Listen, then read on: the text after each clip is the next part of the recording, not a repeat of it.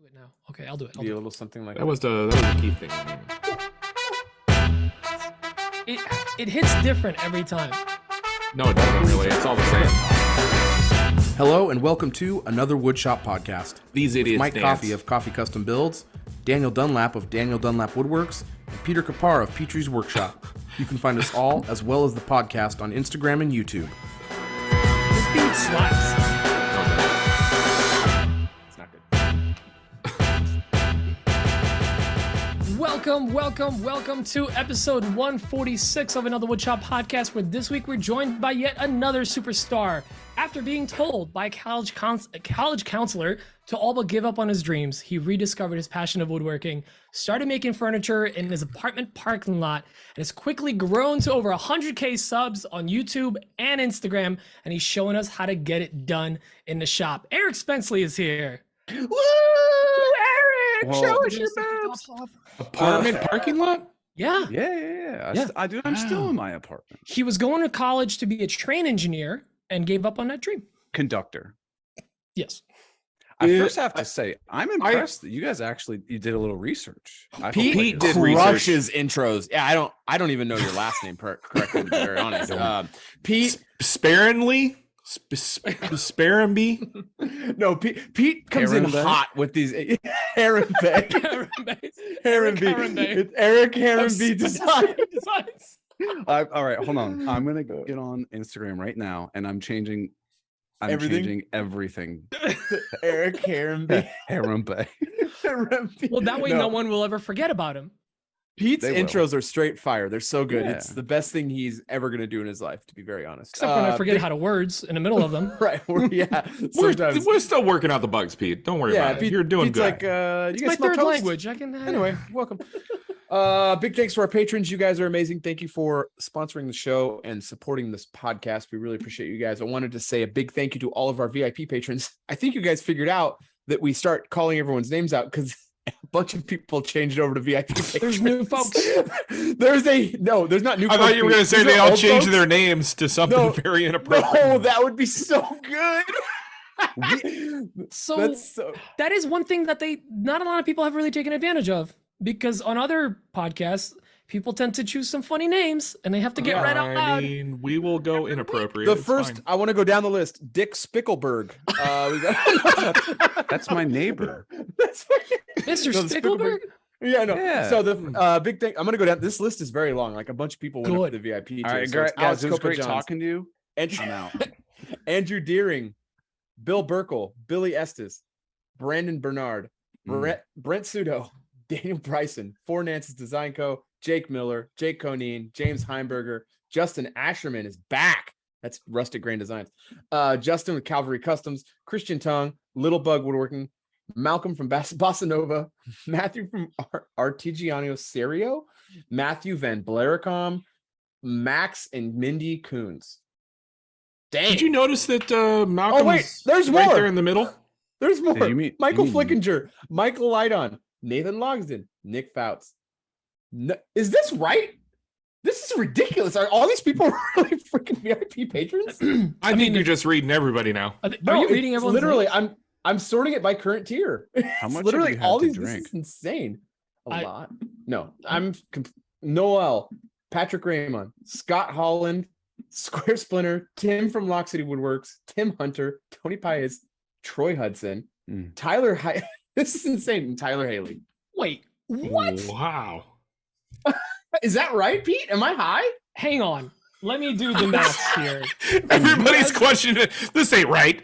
Nobody likes I just this feel much. like everyone's on like I Wait. just resorted it again. All these we people have are VIPs. 32 top tier patrons. That's amazing. You I mean know. all we had to do was say their All we names? do. That's it. That's Oh my amazing. God, you guys dope. are Thank you so incredible. much. That's amazing. You're literally Well- keeping. Why do you think my background's so dark? We can barely keep the We- lights on. We were just about to announce that this is the last episode of the podcast. Oh my God. Guys, we're doing it next week. Wait, You next met week's our No, pledge. next week. You No, met no, our yeah. pledge. We have WorkbenchCon, another right. 6 months. We got. So what you're Fortunately- saying is the only reason you got patrons is because they found out that I was on.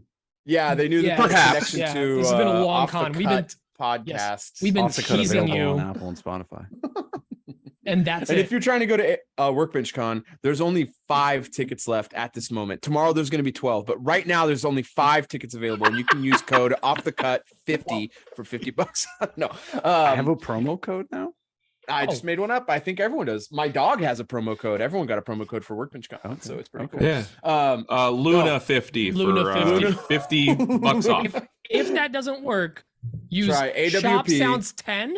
If that doesn't work, AWP. AWP. Use code AWP, $50 off. We get $50. That's great. Guys, Shop Sounds only gives you $10 off. Who's I'm blown AWP? away. It's that AWP gear. They got the safety gear. Oh, okay. Yeah. Yeah, I got you. I feel like something's wrong here. You know what? No, let's run with it. I like Listen, it. If It makes me feel good inside. Here's the. It was filtered wrong, guys. That's everyone who's ever been a VIP patron. I don't know what I'm talking about. You get a freebie. There you go. So everyone got a freebie. Let that be a lesson, you guys. If you sign up at the $20 tier, no, it's not. No, what? No, yes, it is. It's all wrong. It's wrong. It's wrong. That's way too many people. We're just gonna go back and forth with this the whole Let's keep episode. fighting it Wait, all no. All right, what's on my bench? No, wait, all these Active. patrons. Active. Yes, it is a whopping 13. Okay, this makes way more sense. I was like, holy smokes. Anyway, everyone I just named off who isn't actually a VIP patron, shame Disregard. Jake Miller. Yeah. How dare you? How dare you? Just name all of them again. No. Anyway, that was fun. I want to do something special. I want to give an extra special shout out to Alex Kopajans and Jake Miller, because they've been a top tier patron for like the longest by whole a time. landslide. Yeah. If not the entire time. So you guys are incredible. You quite literally are keeping the lights on. And we love you guys. not Pete's Thank you though. No, That's for them. I keep it dimmed. Yeah. Every penny I save here, we get to do another episode. So actually, I do want to mention this because our longest running patrons, if I have the right filter on, is your track record is not good. It's not great. Look, 146 is pretty good.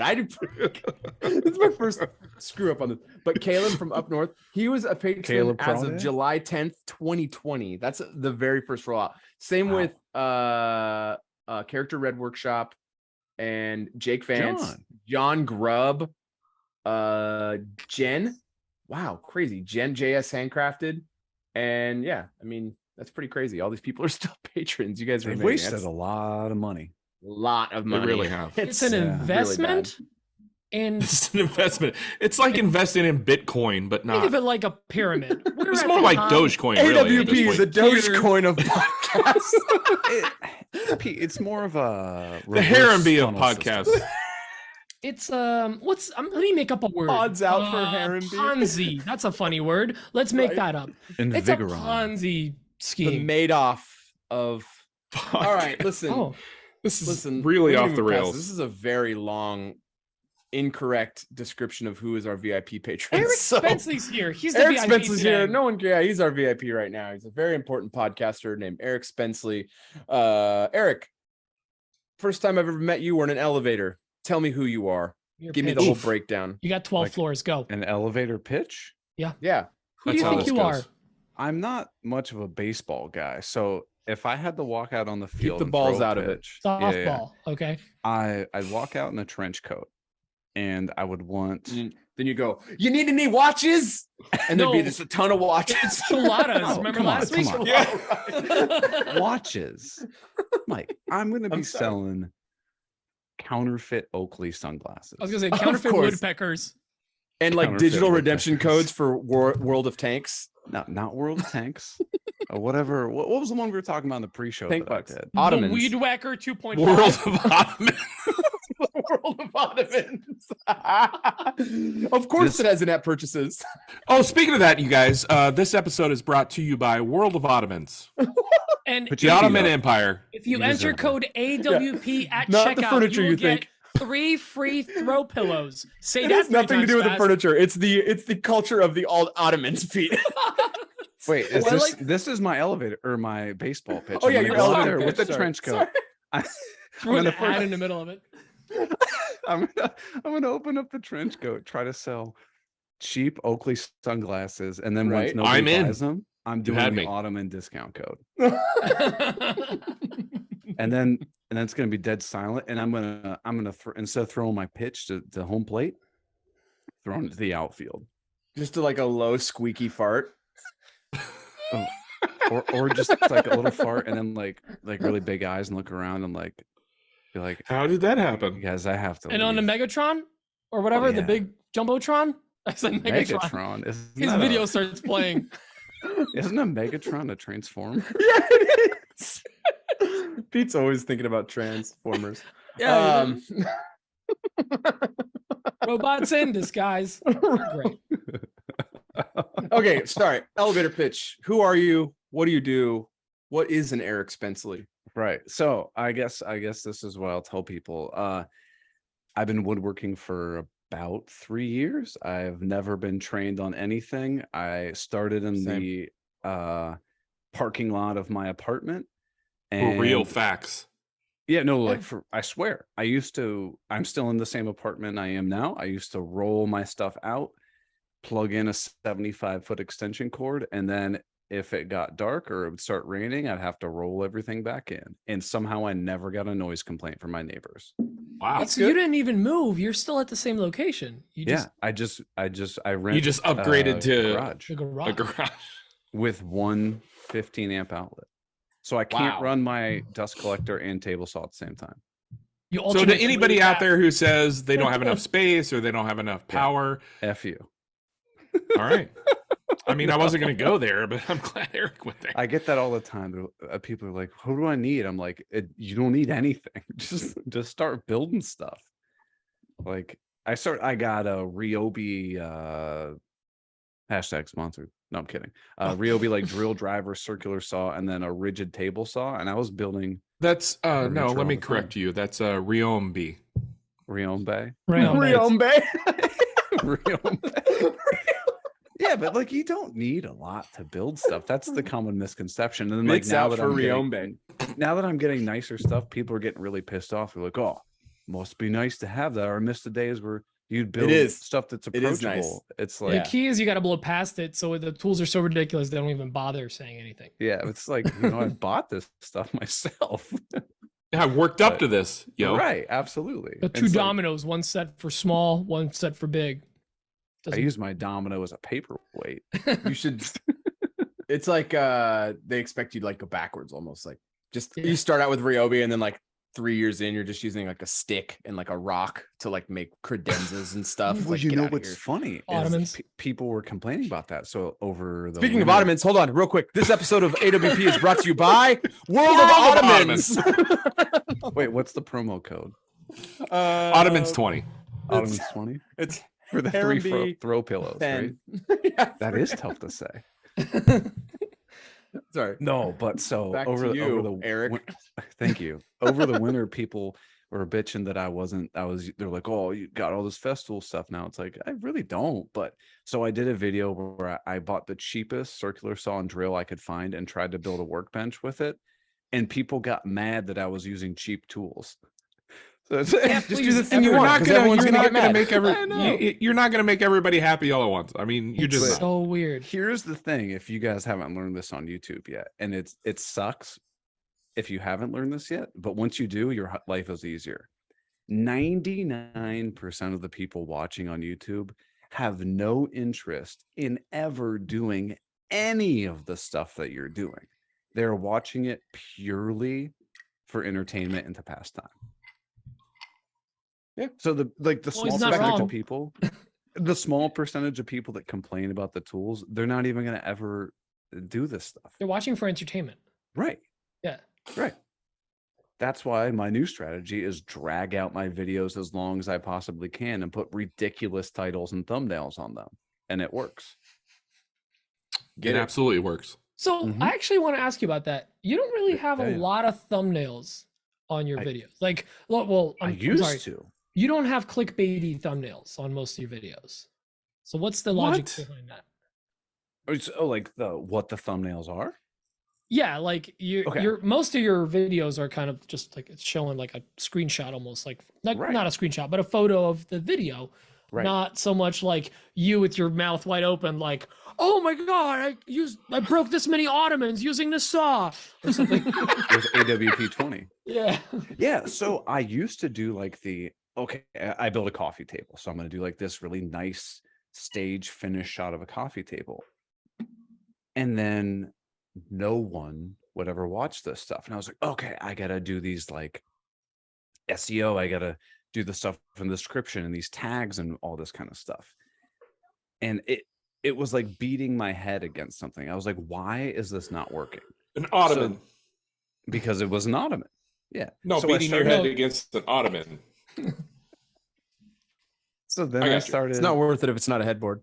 No, you got to do the headboard. I started going, okay, what's the best way to, try to fix something? Well, you do like in any business, you do best practices, right? So I started looking at some larger channels outside of the woodworking space. And I started to notice that these people aren't doing tons of text on a thumbnail. They're not doing anything that's hyper specific. They're giving very general kind of like titles where you go, huh, I'm kind of interested, but it doesn't tell you what the video is going to be about. All of these channels do really well. So I started doing really vague titles, maybe like 2000. I did one, my first one is I built a chessboard and I changed the title to $2,000 chessboard. And I did a really, really tight shot of me trimming off this teeny tiny bit that clearly shows that the chessboard is made out of plywood. And that was it. That video went to the moon. Oh, really? Yeah. And I was like, so I kind of discovered, talking to a lot of other people, that the key to YouTube and stuff is make people curious or almost mad or upset or wondering what's going on, and like, well, I have to watch this video to figure out. And then once they're there, keep the video moving, but the longer that you can keep them there, the better. So if you can get a half-hour video in and keep people interested, you're golden. So that's important because you're not like posting and kind of forgetting. You're actually going back to old videos, changing titles, changing thumbnails. You're still working the channel. So I have like 105, 110 videos out right now, and on TubeBuddy, not sponsored, I have 94 A/B tests running right now. So like 80-90% of my videos that are out, I'm running A/B tests on. What is an A/B test? Okay, a great question. So an A/B test on YouTube, the most important thing is the title and thumbnail. So you might have like a video of like a shocked face and like, this was crazy. So what you can do is run an A/B test where your A could be a shocked face and your title could be, this is crazy. Then your B test could be a video of, or a photo of an Ottoman using AWP 20 to get to your throw pillows. And then your title could be like how to build an Ottoman. So what TubeBuddy will do is it'll every single day, it'll swap back and forth between the two and then run statistical analysis to tell you which title and thumbnail combination perform better. I'm running 15 right now. And that's TubeBuddy. That's an app. Right. Yeah. So that's why you have some that have thumbnails, some that don't really have a thumbnail. Like, well, almost all of them now are just stupid screenshots. And I also do want to clarify in saying that I get people that tell me all the time, I hate that you do that. I do too. Because when somebody messages me and is like, hey, have you ever done a video on a coffee table? And I go, yes. Do you know how long it takes me to find that video? Right. Because you're looking for the thumbnail. Because I don't know what and you can't find the title. Yeah, the title has nothing. It's not, the SEO is not on the title. You have your title is all about the grab. It's the grab. Right. But if you look at YouTube analytics for me, SEO or like search or like people typing in something and then clicking on your video is less than 1/10 of 1%. What? Wow. That's small according to my math. Right. The vast majority is what comes from suggested videos or home screen. So like if you pull up YouTube, and then just like pulls up some random stuff. That is what 90% of my videos are coming from. I get 90% of my views come from homestarrunner.com. Yeah. My homepage is like, it's all furries and like ambient music. I don't know why. And K-pop. Yeah, I don't wonder what that K-pop, could be, Pete. Anyway. But it's wild. It's on you. I watch on the AWP YouTube channel. Well, that explains so much. I used to spend so much time trying to come up with the perfect SEO stuff. I don't even use tags on videos anymore. I literally upload the video, put some stupid ass title on it, and just watch it go. Roll with it. Dude, it's so weird because like I was looking at first of all, I watched your videos on my personal channel and not so when I was like, wait, how am I not subscribed to him? So it was on my Peach's Workshop account. I subscribed and I'm like looking at your page and I'm like, this looks weird. Right. And I'm like, this account is huge. And like my first like almost like primal response was like, how is it this huge without thumbnails? Like that was like a background thought of mine of like, how is it this big without like grabby thumbnails? And it makes so much sense now. You're actually you're looking at the data and and going with that. And it took me 3 years. I was 3 years in. I'll be completely honest with you. I was making like $200-300 a month on YouTube. And I was like, I can't do this anymore. Like I was putting out so many videos and getting nothing. And I was just like, F it. I'm going to just try something new. Play the game. Right. And so I can see if I can pull this up. But like, here's an idea of what my views have looked like on the channel. Oh, it's not. Hold on. I gotta undo it. This is an audio format. I know. I'm gonna describe it. So he's pressing his phone. 3 years flat line of just a completely flat line, and then starting like December, November of 2022 has just gone to the moon. That is substantial.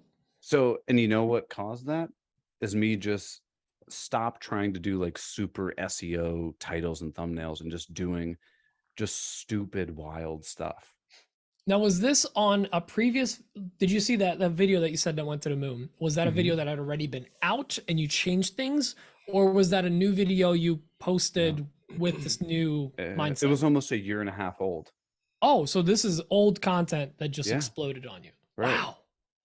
So here's a video that I just changed the other day. He shows us a video that went to the moon. 937 days ago, completely dead, and the line is now straight up and has 347,000 views. So a 3-year-old video. Right. Yeah. Wow. It doesn't matter how old a video is. If you can change the title and thumbnail, you can revive it because you put so much effort into making these videos years ago. Why not make them work for you now? Right. Makes sense. Dude, you're legitimately breaking like the yeah, I think this is the first time we've heard this. I'm honestly like kind of taken aback here because like I don't use TubeBuddy. Mike, well, you do now, but I've used TubeBuddy for years. I've used it for a couple years. It's expensive. The ultimate to get the A/B testing. I use the free, but it's worth every penny. Yeah. They had a President's sale this weekend. Actually, probably still going, I would imagine. So this last week, I had the second highest tier. I bought the highest tier so I could have A/B testing. So me and my cinematographer Pete we've just been sitting down and just cranking out thumbnails. We've been going back and forth between Adobe Suite and Canva and just cranking out thumbnails, coming up with new titles and just rejiggering stuff. We're gonna go back to old things now and kind of go that route too. So, Mike? So here's what I'd suggest. Well, I think most recent video that the breadboard ends are easier than you think. Mm-hmm. Take a really tight photo of you putting on the breadboard, and one title that you could try. I don't understand why people make this so complicated. Yeah, I think that's one of the things we're A/B testing at. Almost exactly that. Yeah, and please, I'm telling anyone listening, please feel free to, whenever you want, steal any of my titles and thumbnails. If it helps you perform, please do it. It's just like I do. It's just like Eric's body with Dan's giant dome. It'll be a Paul Jackman thing. Right. A tiny body with a huge head. So is this Mike? Are you on the legend? Yeah. Tier or whatever. Ultimate or I don't know. If you buy the annual thing of it, and then if you message their customer service, they'll give you a code, so it'll be like $230 for the year, which is a lot of money. Don't get me wrong. I'm on Legend. Right. Right. So it's a lot of money, but it's worth every penny. If this is something you care about. But at the same time, like when you start thinking of this as a business, like that's not a lot of money. I pay $450 a year for a Fusion license. Right. Like it's worth it. Yeah. Right. So when you guys said like it's a lot of money, and I'm looking at like the Legend tier, and it's $287 if you pay upfront for the year. I guess you can message. You can get a lower if you message code Ottoman service from them. Yeah, but you have to message them. AWP 20 for Ottoman, free. So, three free. So really, that's pillows. not that expensive for something that could potentially like make you that within the first month if you're established. Yeah, if you get one video to pop off, you instantly made up that money. Right. That's interesting. Right. If you're monetized on YouTube. Yeah. Right. Well, if you have one video pop off, you're monetized on YouTube. Well, there's that immediately. Like, right. If you have one pop off, you're going to get your 10,000 subs and your 4,000 views. I mean, that's an investment. Right. Yeah. Oh, you need 1,000 subs, not 10,000. 1,000. Oh yeah, 1,000. Yeah, 1,000 and 4,000. Right. Or the YouTube Shorts thing, which is a scam. But the shop tour video I did got me 1,000 subs, and the watch, and you know what I mean, like that. It's the one video got me 1,000 subs. Right. So, well, this is all very interesting. I'm definitely going to be taking a look at my older videos and my thumbnails and my titles, I think. So the way I do is I look at my videos, and if I see, like, you can see like a trajectory, like a line, right? And if the line has started to flatline, that video is dead. You need to change the title and thumbnail. If it's not going up, you need to change it. So like, Dan, you had a video several years ago that was like it's the one that got me monetized. The slider door media cabinet thingy, right? Yeah, I put sliding drawers in my like in the lower workbench cabinets. Nope. I put drawers in my cupboard cabinets. Is that what it was? For my pants. Okay. Yeah. It's got like 700,000 views currently or something, but it's dead now. Though. Okay. I mean, it's huge because at the time I had less than 1,000 subs. But that video has so much potential. It has so many views. If you change the title and thumbnail on it right now, you could potentially have YouTube just beam it out to thousands and thousands and thousands of people. I don't know if you know this or not, Eric, but I like money. Yeah. So I might do that. Who doesn't? Like, interesting. Honestly, Eric, can we put the podcast on pause so I can go do this? I was not expecting this deep of like a mind shift, a paradigm shift or whatever, like on these, like on thumbnails and titles. I didn't think that old videos can be revived like this. I showed you they can be. This did. Yeah. This is and then another thing that's important that's been talked about, and Eric's, I think WitWorks is the one that really pushes this. Drew. Yeah. Well, he thinks about his thumb and his title before he even starts his project, essentially. Because that's, I mean, you don't, right? This is another thing that he does. He's talking about, he does his thumb and his title before he even does his project. And that's he does it. He approaches things like the biggest YouTuber out there. They literally build a video around.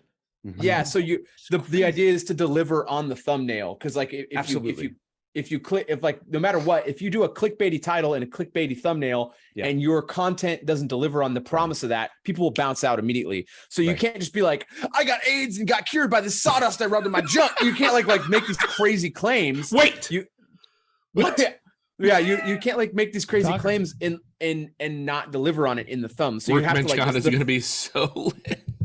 the thumb and the title has to bring them in, but it also still has to, the content has to deliver on that was like the real important thing. So you don't have to like come up with your thumb and title first, but whatever it is, that thumb and content, or the title and thumb, needs to deliver on whatever the video is. So you can't just throw whatever crazy stuff in there, like Trump shot my daughter in the face, and now it can't like make some crazy thing up. It has to be shocker. It has to be relevant. You know what I mean? Like it has to be relevant, and it has to make sense. Yeah. So like the hook on, I mean, every single one of Eric's videos is a hook. Like the title is a hook. Yeah. Like it immediately grabs them. Like it's just an immediate grab. So that's what I don't address that until 80-90% of the way into the video. Right. Perfect. Yeah. You got them. They have to stay through. So I have like, this is literally a quick question, and I expect a quick answer. First of all, do you modify your description in any way? No, the description's irrelevant. Irrelevant. Great. I'm not even going to go deeper into that because you don't touch it. The other thing is, where do you get the thumbnails for the video after when you do your A/B testing and you end up doing a shot of the video? Are you going back to your editing software, pulling that shot from okay, so you're actually going back to it. It's not like you're just grabbing a screenshot of the video off of YouTube and then putting it back onto YouTube. I haven't staged a thumbnail in probably 6 or 8 months. I literally just take I'm just thinking, like, are you taking a screenshot of the video itself? And right. Like, yeah, he's using the one built into the studio where it pulls a clip from the video, like a frame, right? A frame from the video. I don't use that on YouTube. I go into like, I use Final Cut, and I'll just go back and pull from Final Cut. I'll watch my video and be like, oh, that's kind of an interesting shot. And then I'll save like 10 to 15 thumbnails, just like random screenshots of the video. I mean, that's what I used for one of your, folder. For your photo for our post. I saw that. And then I just have like, okay, I have like 15 to 20 different thumbnails now that I can test for whatever. And I put no effort into them. I didn't add text. I didn't do blurring backgrounds or anything like that. I just could go. This is mind blowing. But it's totally different advice than what everybody tells you. Right. Right. Yeah. Keep in mind that like, just like any algorithm, every account gets treated differently. Like there's no answer that works for everyone. So like Eric, like it's just like the same thing with Instagram and YouTube. Like this is working for Eric, and the proof is in the pudding. I mean, you could look at Eric's thing. You can look at Eric's analytics and go, yeah, he's doing it right for his channel, channel. So that might not work for someone else's channel, and probably won't work for someone else's channel. Right. But you should try it. And if you have things that are stagnant, and that's the most important thing to take away from what Eric's saying here, is that if you have a stagnant video, it's doing nothing for you. There's no reason not to try something with it. Yeah, you're not going to get negative views. Your views can't go negative. They can only go flat or go up. That's the only thing that can happen. So you need to try things. So, I mean, you just can't. You're not going to take money out of your pocket. The only thing you're going to lose is some time invested. And if it's important to you, it's worth the time invested. I think the Obviously, most eye-opening, Eric's an example of that. The most eye-opening thing is here, like people, we didn't know there was a B to do A/B testing. Yeah. We just thought it was a video on YouTube, and then you move on to the next video. I didn't realize that you can do a B for your video. I constantly change video titles and thumbnails all the time. You put so much effort into making this video. I'm going to test this out. Yeah, do it. Yeah. And the other thing I tell people that I was really frustrated with when I started, I made 68 YouTube videos. I made a YouTube video every single week. And it took me 68 videos until I didn't make money, until I didn't lose money. So 68 weeks in a row of making full YouTube videos. And then I still was bringing in like $100, $200, $300 a month, which is nothing. It's nothing. And then I finally it's not like, nothing. It's something. But it's not worth the time to put into it. Well, you were literally being paid nothing. All the material, everything for the videos, because you were making this furniture and everything for the video. Yeah, I don't do client work. Yeah. So yeah, that's what I mean. I was not losing money after 68 videos. Back to back every week. Yeah, I remember you were watching that video where you talk about that. Like you were literally just buying supplies and everything per video. Right. And I was like, this is not sustainable. I can't do this. But I wanted it so bad. I was like, I've got to find a way to change this. And that was the other thing, is I stopped trying to do things I thought would go viral, and I was like, I'm just gonna make what I want to make.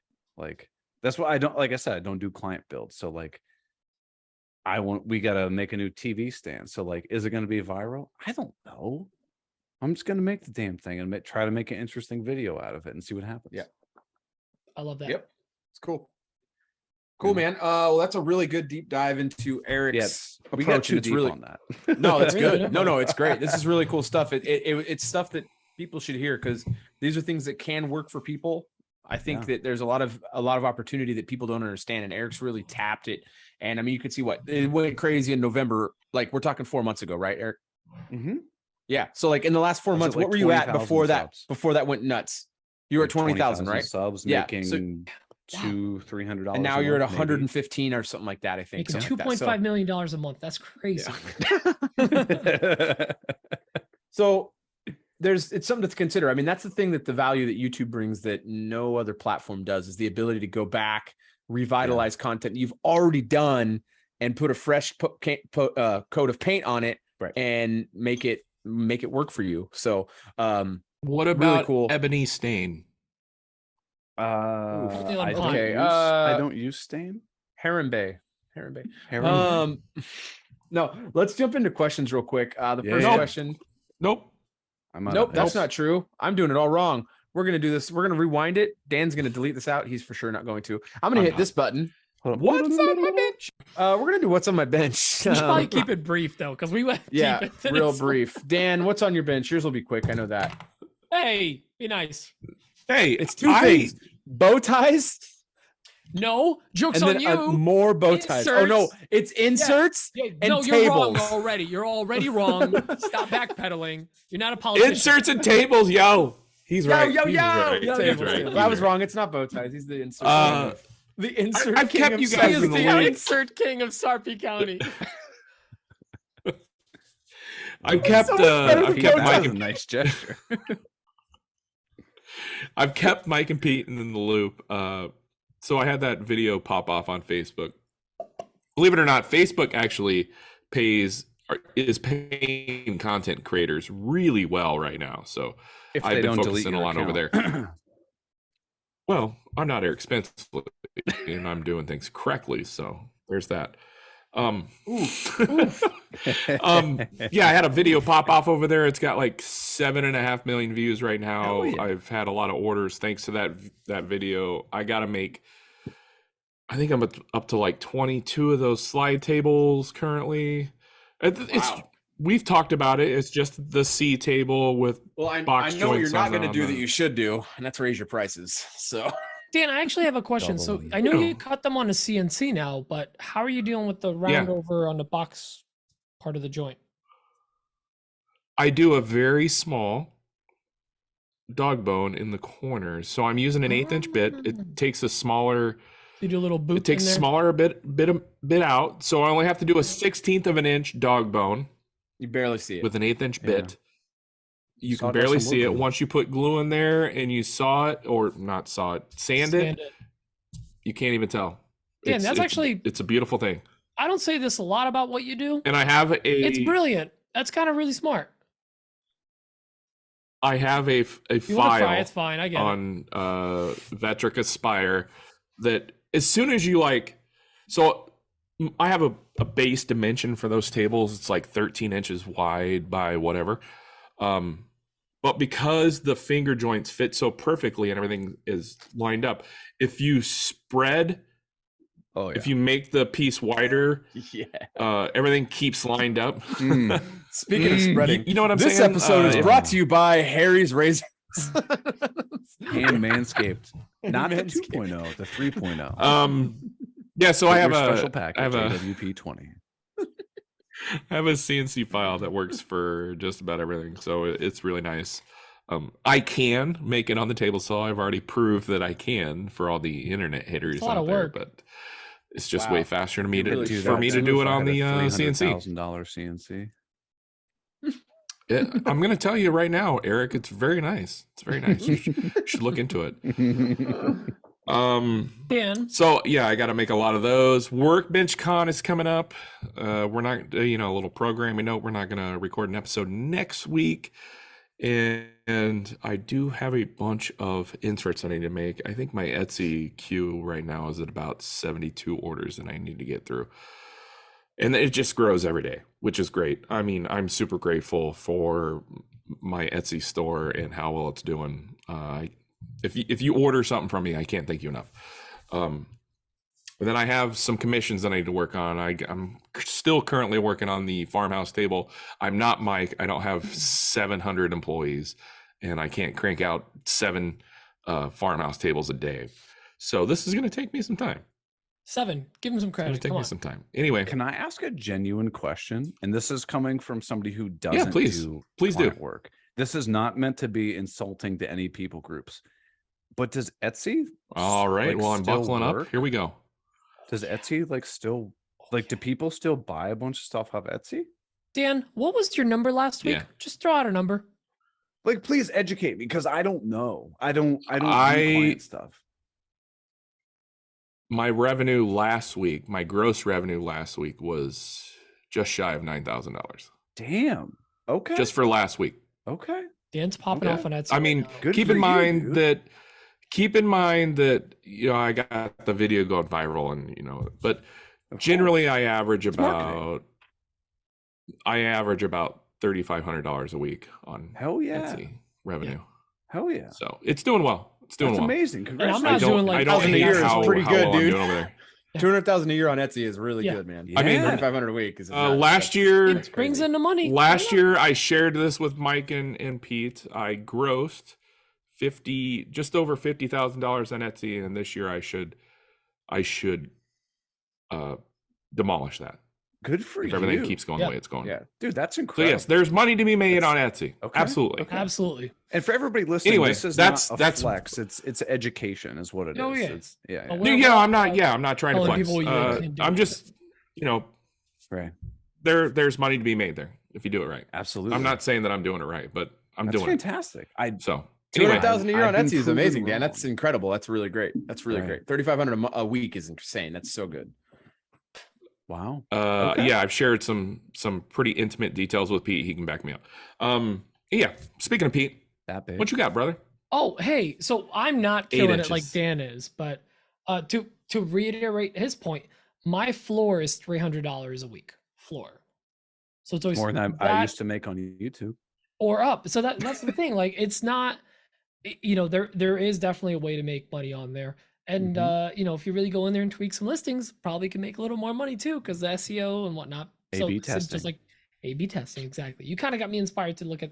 No, in all seriousness, do they have that on Etsy? They don't, but there's ways of tweaking your stuff and finding out more details. Okay. So, but whatever. That's besides the point. Etsy's been steady. I'm not killing her on there right now, but I'm not getting no orders, so that's always good. Aside from that, just wrapped up a very large order because again, we have Mike in this call. A large order of 600 lasered coins, and they were engraved on both sides. They were made out of solid walnut, unfinished, because they were for Bumblechutes for WorkbenchCon.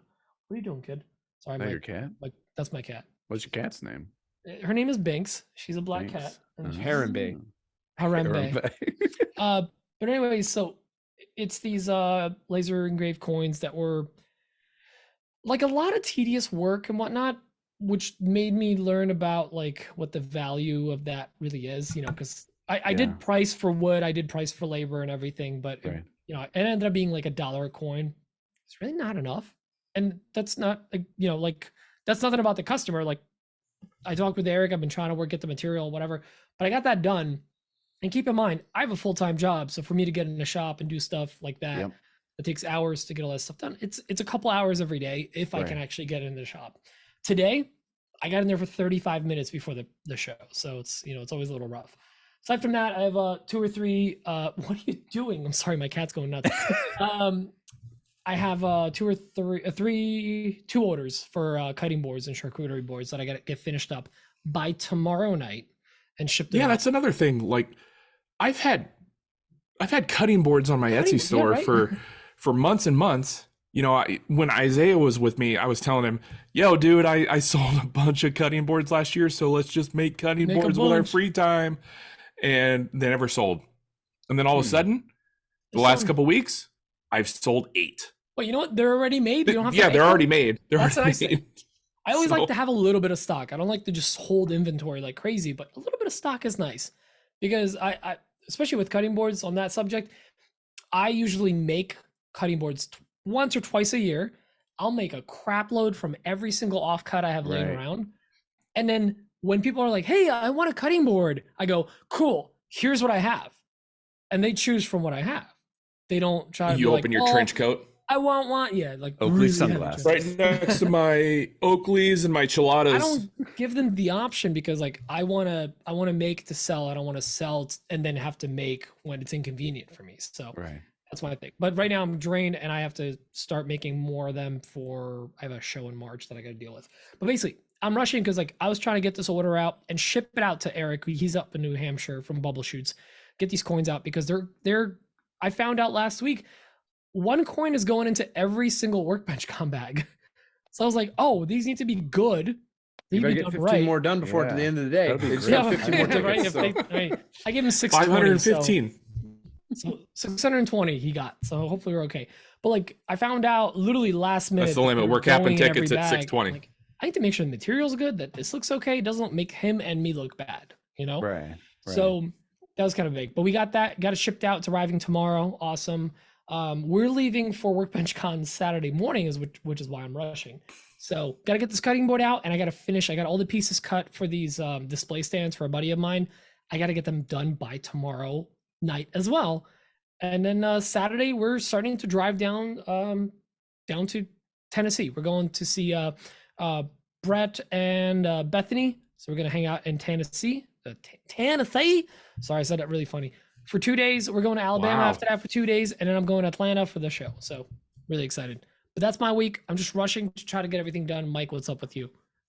Oh, I just got a bunch of projects going right now. We're just getting through a bunch of stuff right now.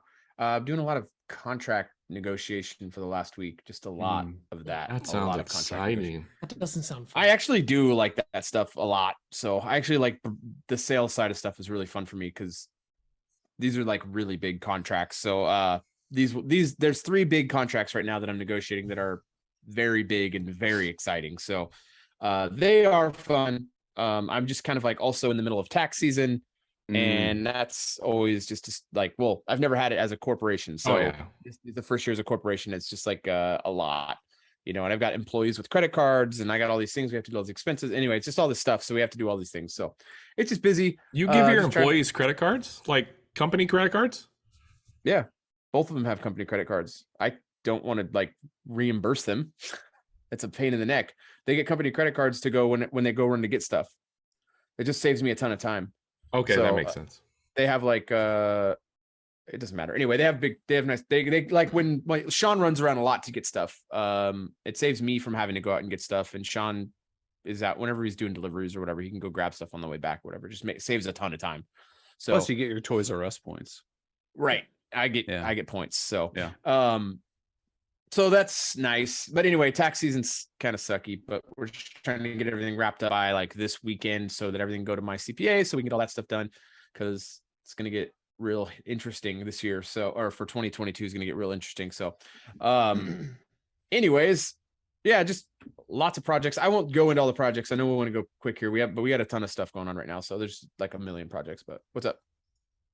Can I just say that if anybody is doing woodworking or any sort of side hustle business and they don't have a CPA, you're crazy. God's sakes. Also, we're all on the same page. We talk about pay the minimal amount of money and have somebody else do it for you. Yeah, it's ridiculous. There's like no reason to do your own taxes. It's very it's minimal cost, and it's like some of the best money I spend every year. And I think Mike and Pete will agree with that. It pays dividends. Yeah. Right. Yeah. I also know like you don't have to stress about it. Here's all my stuff. Bye. The one really exciting thing, well, 2 exciting things outside of the woodworking is we're finally having like me and Peter, my cinematographer, are like figuring out our groove. We're figuring out like what our videos are going to be like. We're really excited about that. So the YouTube channel, we're starting to hit our stride in terms of what we're going to do. Now we're just trying to figure out all the other stuff. The other thing is I got my big area cleared out for where the new building is going to go, and I'm super excited about it. So I cleared out an acre on my property, dropped all the trees, got everything clear. We have to get all the stumps out, which we'll do after I come back from WorkbenchCon with me and my buddy, my friend Ty. He's going to come over with his tractor. We're going to, and I'll have my tractor. We're going to take out all the stumps and then rough grade everything. And then I'll start getting everything drawn up so we can get the new building. Are you going to record all that and send like revenge porn to Vic over at the stump shop? What? Take that, buddy. I'm grinding. As you're grinding stump shop. Yeah. No, it's gonna be even better. I'm gonna send it all to Dom. No, it's gonna be literally gonna take them all, put in a big pile, and just burn them all. It's gonna be amazing. Yeah. So I can't wait to do that. I'll tag Vic for that one. But yeah, really excited about the building. Really excited. I mean, that's a very scary thing to start going after, but it's something that needs to happen. Yeah, right. That's rich. So it's just like it's a big step, and it's a very scary big step. It's a lot of money. So, but it's got to happen. So, it's like a big bottleneck now. The operational capacity of the business is just at its complete limit right now. So anyway, those are the big things going on right now. What about you, Eric? What you got going on? Well, I guess I have a question for you guys. Do you want me to tell you what I'm actually working on? Or what I'm more of a life, or what I'm giving the illusion that I'm working on Instagram right now. That okay. The lie with the visual lie. Yeah. Well, 8 months ago. I mean, right now, I'm working on a workbench for the Katz Moses Woodworkers with Disabilities Fund. Mm-hmm. So there's a member of my local community who reached out to the Katz Moses Woodworkers with Disabilities Fund that needed some assistance. So I'm building him a custom workbench and then surprising him with a boatload of tools, supplies, accessories, and stuff that I've gotten donations for from a bunch of different brands and stuff. So, I mean, I gave it to him. Yeah, I gave it to him a long time ago, but I'm so far. But you're doing it right now. Right. I did it a long time ago, but I'm doing it right now. Right. So. You did this really great thing for the community, and you're just stretching out the content for your own personal gain. We get it. But in all fairness, it was a joke. It was Jay Katz. No, I know. It was Jay Katz. He was like, "Hey, we're doing a big promotion in March. It's just like Disability Awareness Month." So he's like, "Will you post it at the end of February to try to like drive traffic to all this stuff?" Planning ahead. Of course. Yeah, of course. So I did it in July or August or something. Nice. I don't know. A long time ago. Regardless of when you did it, that's awesome. It's a good thing to do for sure. It's fun. And awesome. For people who are financially motivated, if you hook up with him, non-sexually related, I'm out. He does give you a tax deductible receipt. So if you want to, build a project for somebody locally, but you want to deduct on your taxes or whatever, they'll set you up with that. So that's what I'm working on. But what I'm actually working on, is setting up a new table saw. Nice. Oh, what's the new table saw? What do you think the new table saw is? Is it a hot dog saw? Is it from Rigid? Hell no. Rajimbe? Dude, they owe me so much money. Oh, don't even get me started about Rigid. All right, go. Fine. Start. I'm starting like you now. Go. Yeah, please. Oh. Give us the tea. Okay, I'll give you the 10,000 foot view. So a year and a half ago, Rigid was like, "Hey, do you want to sign a contract with us?" And me being an idiot, I was like, "Oh, sweet. A tool brand wants to give me tools? Hell yeah." So their contract was very ambiguous, but I was an idiot at the time. We won't murder you. Right, pretty much. We won't not murder you. I talked to let's make a name, Doug. I talked to a person. Doug's the worst. Teach me how to Doug. And Doug was like, "Hey, any tools you want, whatever, we will give you absolutely everything, unlimited access to any tools. All you have to do is post once a month and tag Rigid." I was like, "Okay." "And we'll pay you X amount of dollars." I was like, "Okay, seems like a pretty good deal." Seems awesome. Nice. Right. So except the Rigid part of it, but yes. Right. But this was way back in the day where I had nothing. So I was like, "This is no. If you had nothing, it's great. All your tools paid for. It's capital. It's money in your pocket." Yeah. Right. So, I like signed the contract, moved on with my life. And then like 2 or 3 weeks went in, they sent me, like a combo kit and a bunch of stuff. Great. No problem. Then this Doug character got fired / moved on. And now let's say Stephanie works there.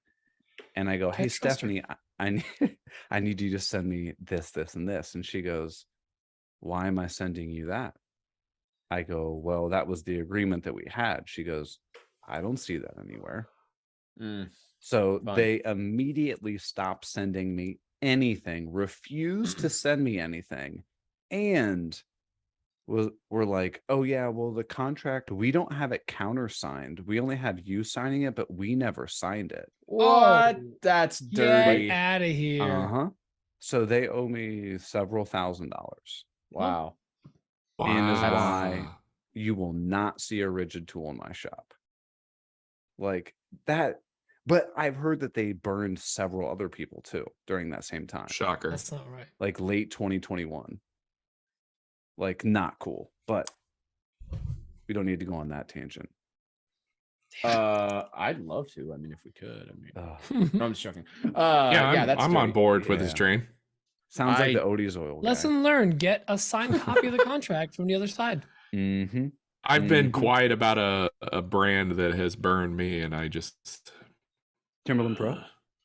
Very angry. No, not Timberland Pro. Who burned you? It's a big box store. Big Menards burned you? Store. Oh, they still haven't paid you? Menards is Really? They have not paid you? Pull that thing down, dude. I need to. No, was get it that like thing down. 180 day terms? No, they have 60-day. Oh, that's pretty fast. Yeah, it was 60-day terms. We're not going to go into details, but yeah, there's a big box store out there that's orange themed that We're not going to go into it. I'm going to name the only option that it could be. Obi. Is it the Home Depot? Actually, no. In Europe, Obi is the orange store. OBI. It's a thing. So Obi hasn't paid you? That's crazy. Anywho, continuing. I feel your pain, Eric. I feel your pain.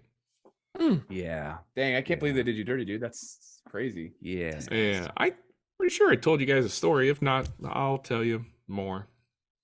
All I know that Rigid is owned by the same company that owns Milwaukee and Ryobi. I'll just leave that there. And Hart. Anyways, TTI, baby. Never mind. Tool. Anywho, Tektronic Industries company. Wait, Limited. Mike, I just remembered. We have questions. It's too late. We've got. Did you see how seamless that transition we was? have questions. These questions brought to you by Ottomans.com. Ottomans.com. Are your men's manual? Well, try Ottomans. Oh my God. That was the worst dad joke I've ever heard. Welcome to the podcast, Eric. Oh my God. Very much on He brand doesn't for make us. one every 5 minutes. He literally goes into like some sort of cardiac arrest. Do you guys know why when you get pneumonia, you can't hear yourself pee? Why? Because it's a silent pee. This guy gets it. Oh my gosh. All right. Well, Dan's going to be really bummed out. He took his headphones off because we're about to listen to Mr. Jake Miller ask us a question. Jake Miller. What's Good, up, it's guys? in English. It's Jake from a sweet shop, and ran across something the other day as far as news with Instagram and Facebook, and wanted to kind of get your guys' thoughts on everything. So, similar to what Twitter did a while back here with having a subscription program for in order to be verified. Facebook and Instagram are getting ready to roll out a similar program. But the one big perk that personally I see about it is that you will actually be able to reach out to someone with Meta and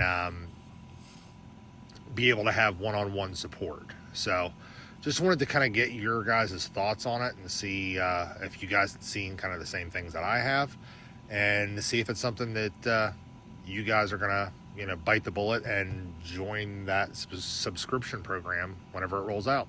Thanks, guys. Dan, subscribe or not subscribe? Yeah, I saw the same thing that Jake's talking about, and hopefully it goes a little bit smoother than the Twitter one did. I don't know if you guys were following. Yeah, I'll just change mine to Pampers. Ottomans.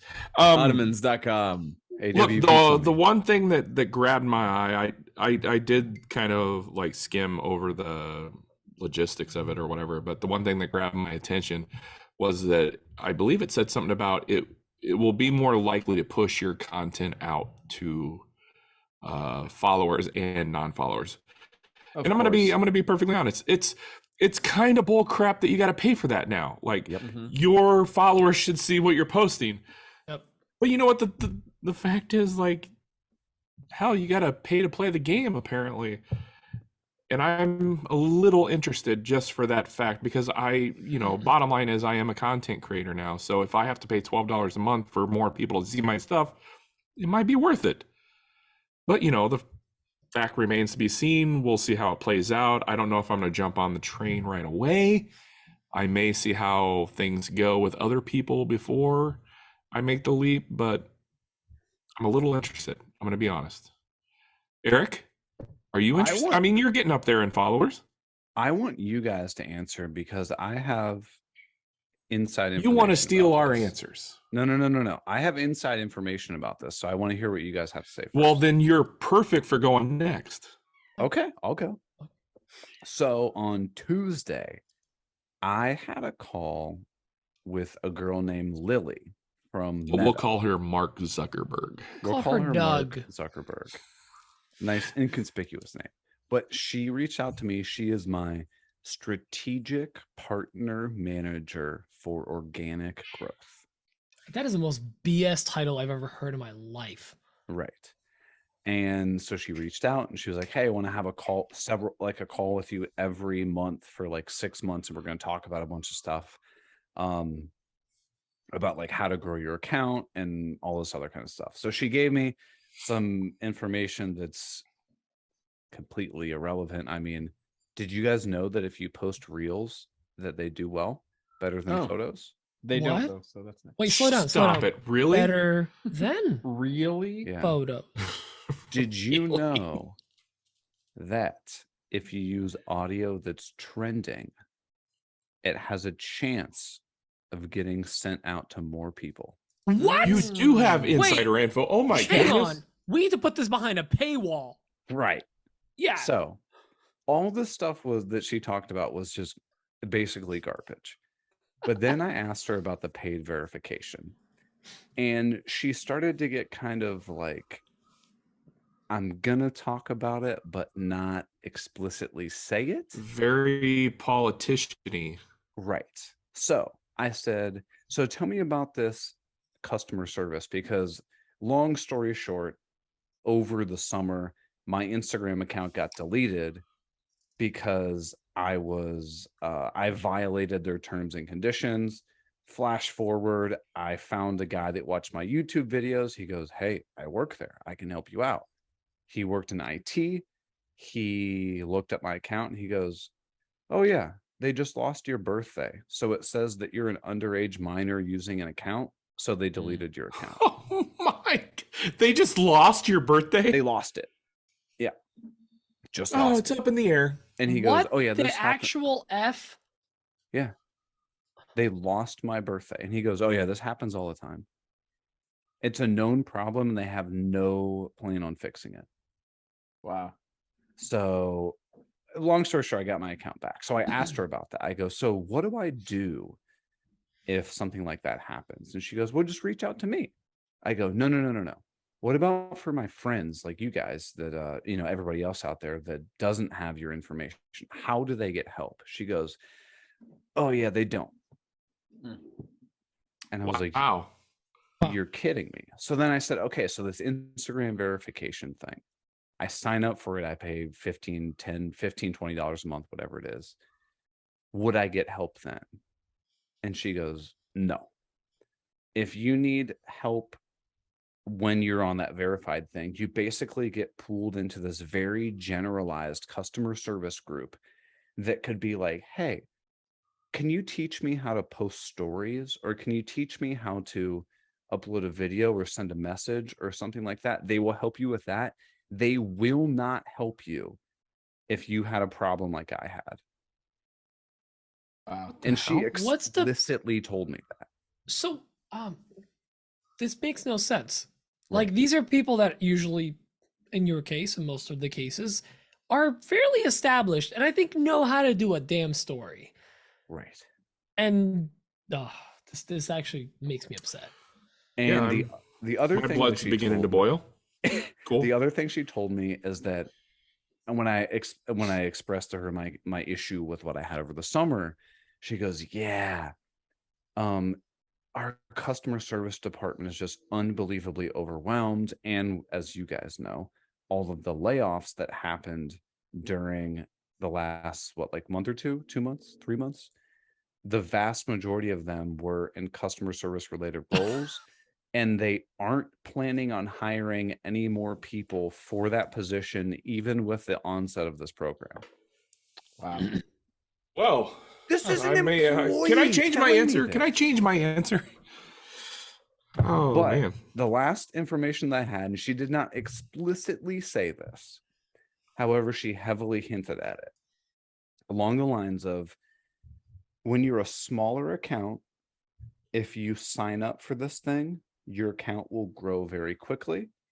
If you're a larger account and you don't pay, your account is effectively dead. And what she told me is, she was like, an account your size, which I have like 100 or something, she was like, I would strongly suggest that you sign up for this program. So in other words, if I don't pay to play, I'm dead. Wow. Feels dirty. Wow. I got off that phone call and was like so fired up and so mad. But like, what can we do? It makes me want to delete Instagram. I don't want to play this game. I honestly, I don't even really make any money off Instagram anymore. Like, I have no interest in it. That's where for me, it's like a hard pass. And I care every single week. I care less and less about that platform. Every single week, I just care less and less about it. And I can't even justify.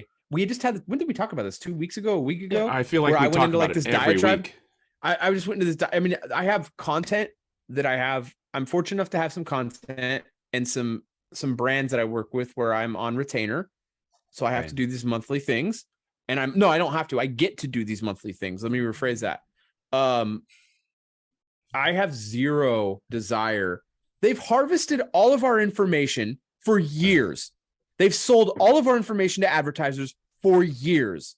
They've built their entire companies off of our information and backs selling to advertisers.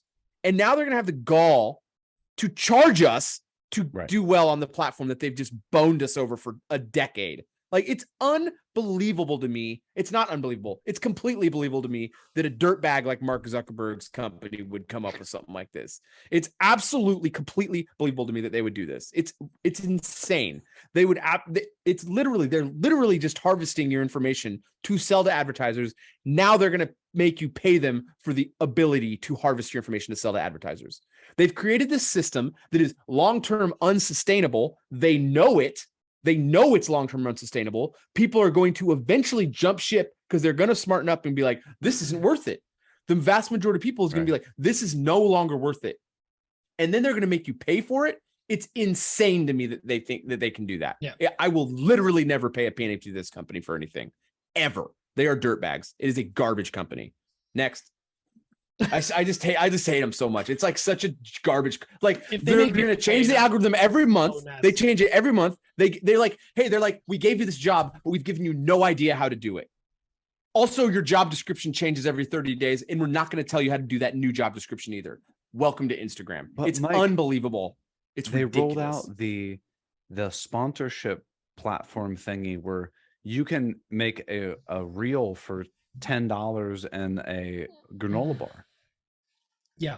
The stuff that gets pitched in that thing for me is like insulting. It's almost as bad as Ottomans.com. I don't even know what you're talking about. What sponsorship deal? They have like a sponsorship thing where you can literally you can just handpick deals that brands can go on and be like, we want a reel for $10, and Right. people can just go, yeah, I'll do it.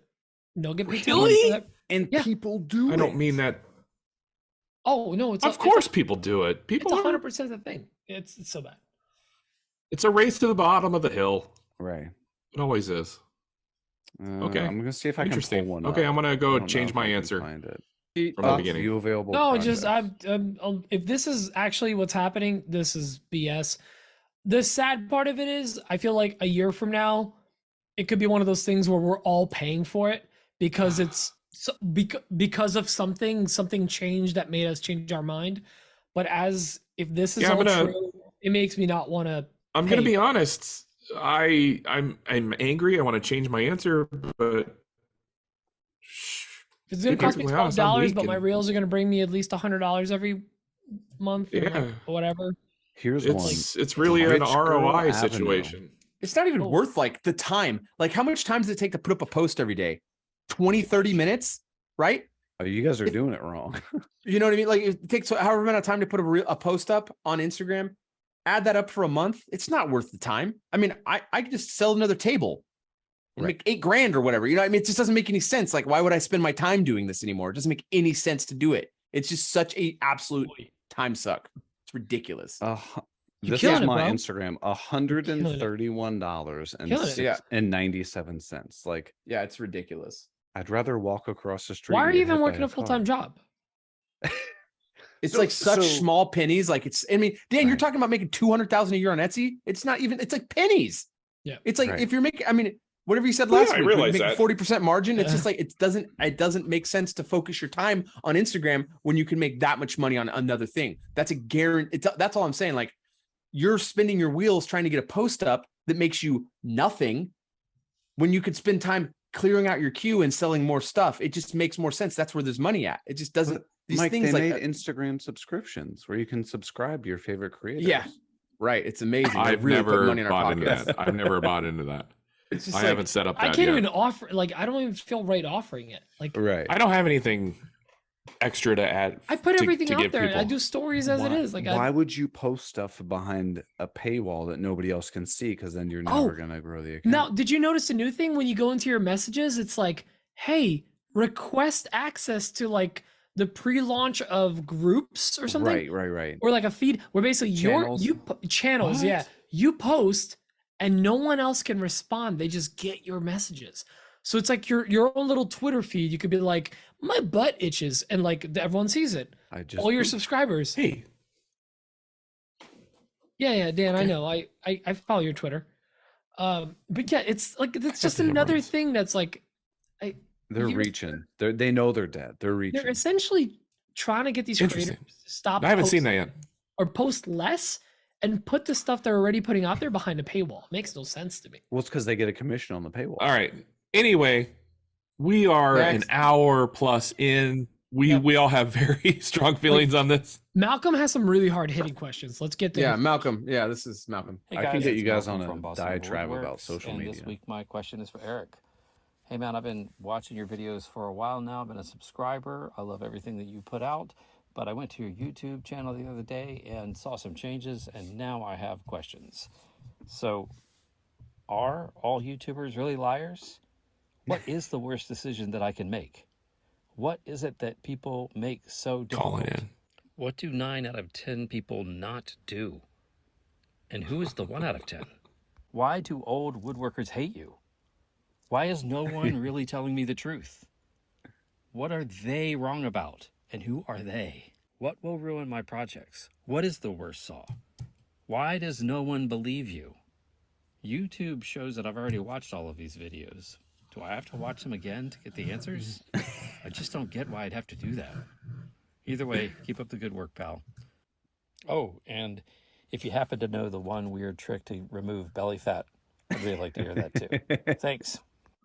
I think obviously he's talking about, we'll go quick through it, but he's talking about you changing all the titles to your videos, right? I mean, you've gone through and like revamped. We've already touched on this. We touched on it a bit, so we talked about that for about a half hour. Right. We'll blast past that one. Thanks, Malcolm. But why don't you get with the program, bud? We already talked about it. This next one he's coming in hot from the middle, so you know you can give him a break. Right. Oh, coming in hot from the middle. Let's check out what Patrick Gensel has to say. Hey guys, Patrick Gensel here. First time caller, long time listener. Hope everybody's doing good. Looking forward to WorkbenchCon coming up. So my question is for all you guys with families, that's kids, wives, kiddies, whatever you want to call family. How do you find the ability to juggle family time and work time? So I, as a small business owner myself, I find it really hard to shut my brain down at the end of the day and switch gears to family time. My brain's always going, and I just find it really hard to turn off, even just shut my brain down and do my own thing, play video games or whatever. It's just really hard to shut my brain down. I'm always thinking about projects. So I just was wondering how you guys handle that if your brains are wired that way, and what you do to kind of compartmentalize business and personal time, if you even do that at all. Oh, and I have one more question for Dan. Do you like window seat, aisle seat, or middle? Hopefully Braden from Little Bug calls in, because that's not going to make sense if he doesn't. All right, guys, have a good one. Looking forward to seeing you all at WorkbenchCon. Dan, why don't you go first? He's a middle guy. He's a power Nobody middle. likes the middle seat. Power middle. Nobody likes the middle seat. Nobody. You're the icing. Nobody on the wants wheel. that. Hey, every Eiffel Tower needs a No, base. no. I'm an aisle seat guy.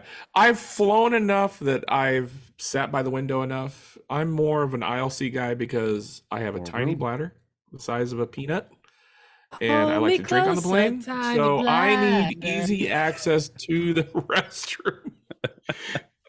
Anyway, we've had this question, I feel like, a bunch of times. How do you balance work life? At least 80. I mean, it's a good question. People always want to know it.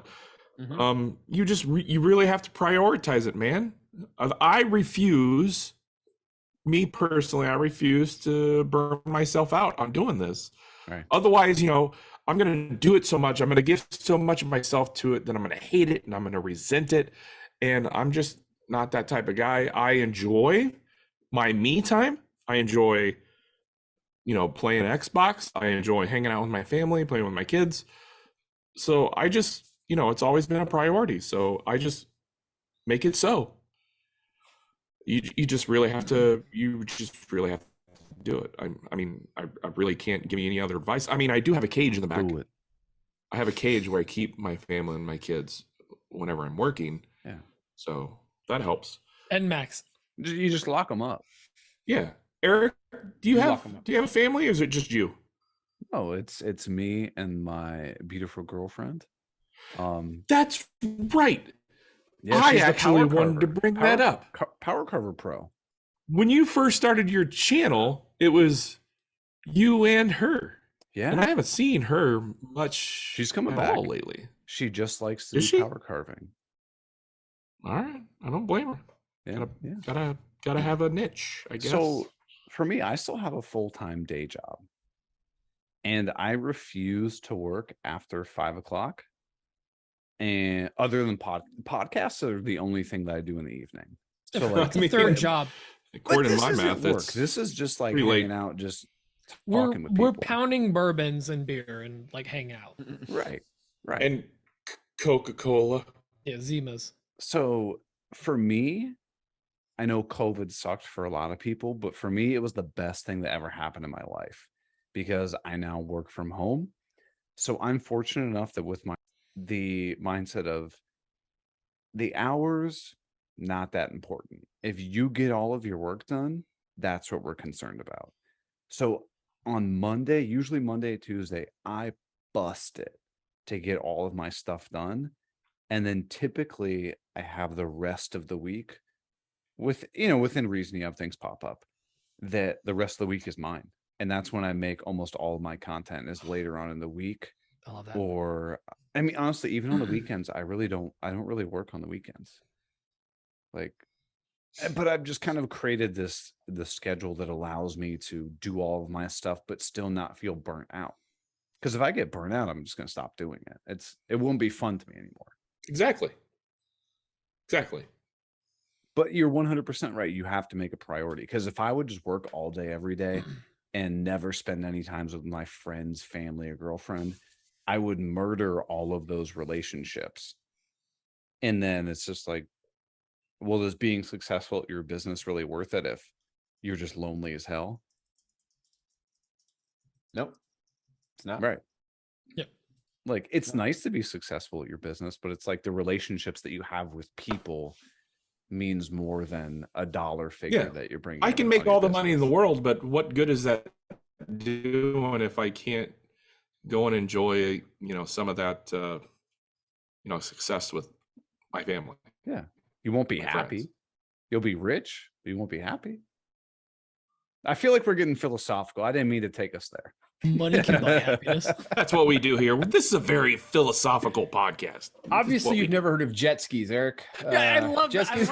I was just thinking about that. You think money can't buy happiness? Have you ever been on a wave runner? Have you ever bought an Try Ottoman? frowning on a wave runner. Or baby powder? God. You know what Pete, else you need how to say buy you? is a bidet. Bidet. Ooh, now you're speaking my language. I'm Dan's right an now. avid bidet user. I got Yes. a story about a bidet, but I feel like that's going to keep us on here way too long. No, we can't. Yeah, We'll go let's- back let's- down to toilet. Tell me at the bar at WorkbenchCon. Yeah, Pete, tell I me. want Yeah. to hear what Pete has to say here.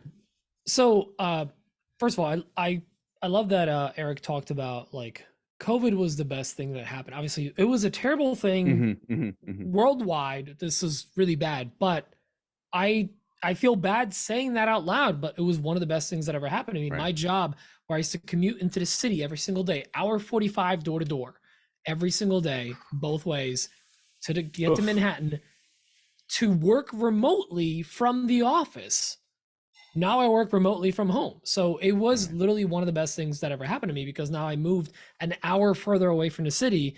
I go in once a month, and it's the best thing that ever happened to me, because I'm able to be home. I'm able to work on my content, on my business more, and still pay attention to my job. Now, my job isn't where I can like get the work done type of thing, because I'm basically I'm on call. So at any point I can get a call during the week, but there's sometimes some downtime. There's times where I can like do other things while I work actively during the day. So it's been really nice, and it's allowed me to grow my business. And for a while, like I was thinking like, I got to go full time. The thing is to go full time. The dream is to go full time.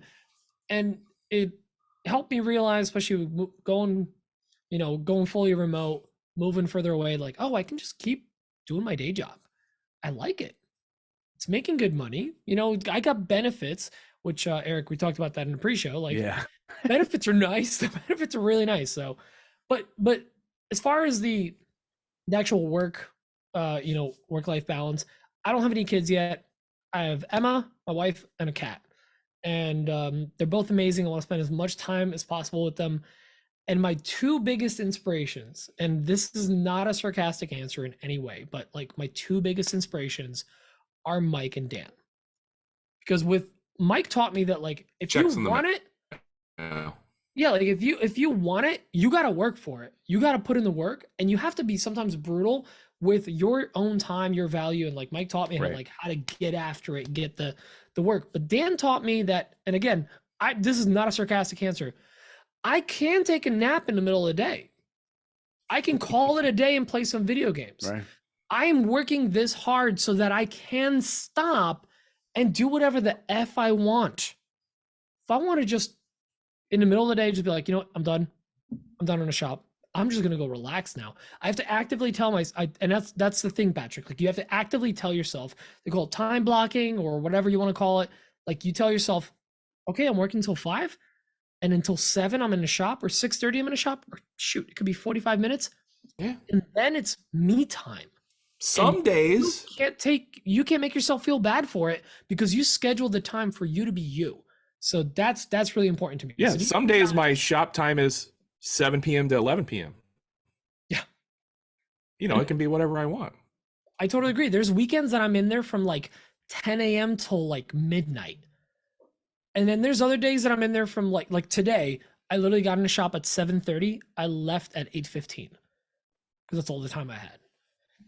So, you know, that's it. You just got to find a balance and schedule your time, and don't let anyone make you feel bad for it. You have a daytime job, you have a full-time job. Anything you do beyond that, that's your time. You choose how you want to do it.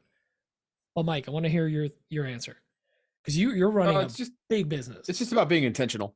That's all. I mean, I'll just say the same thing. You just have to intentionally think about how you're going to use your time. I mean, when it's family time, it's family time. When it's basically, for me, any other time, I'm hustling for something. So I don't really take naps. I don't really take much downtime ever. It's probably not healthy. I probably have a very unhealthy obsession with work, but it makes me happy. And I like being successful at what I'm doing makes me happy. Everyone doesn't need that. It's probably not healthy for everyone. But when it's time to be disconnected from that, I'm disconnected from that.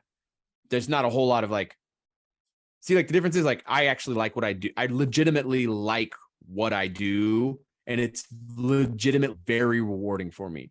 It is a job. It is very hard. It's a lot of hours. But at the end of the day, I love what I do. Like isn't even like strong enough. Like I really enjoy owning and running a furniture business. And I like all the parts of it. Like there's things that are stressful. Things go wrong. Of course, nothing's perfect. That's crazy to think that anything goes perfect. But like, you know, Dan was made the joke, oh, negotiating contracts, that sounds crappy. Generally, yeah, it does sound crappy, but I'm very excited about the potential of I enjoy that stuff. Like I like the hunt. To me, it's the hunt. Like I like the thing. Happiness.